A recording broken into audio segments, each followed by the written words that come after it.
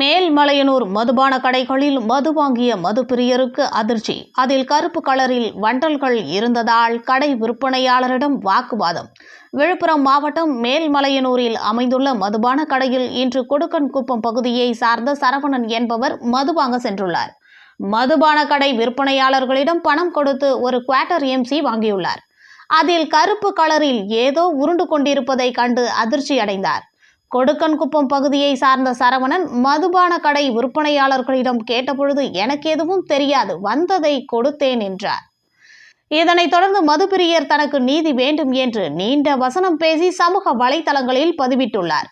அவரை நாம் தொடர்பு கொண்ட பொழுது அதில் ஹான்ஸ் மாதிரி தூசியாக இருந்ததாகவும், எப்படி சீலிட்டப்பட்ட மது பாட்டிலில் ஹான்ஸ் வந்ததாக கேள்வி எழுப்பினார்.